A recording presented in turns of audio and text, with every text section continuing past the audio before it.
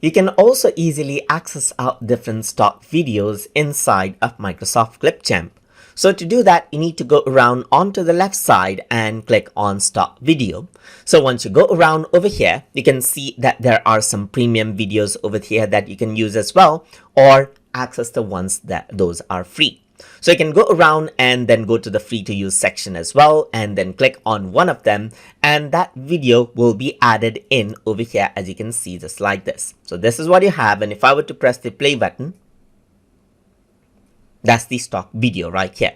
Let me just go around and type in something like nature, and you can see that nature related videos actually pop up right here. So you can set for your own contents as well. But I'm just going to go around and focus on the free to use videos right here. And you can see that there's backgrounds that you can use right here. There's layover videos as well. Let's say, for example, I have my own video right here. So I'm just going to go around and bring in, let's say, for example, this video right here. So I can go around onto the stock video and then go to see more. And some of them are layover videos, as you can see. So I can go around, bring in those videos on top.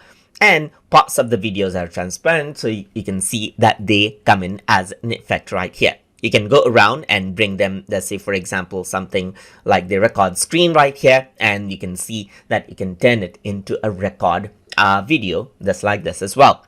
And that is how you can go around and utilize the stock video inside of Microsoft Clipchamp. So I hope you guys learned something as always. And as always, please like, comment, share, and subscribe.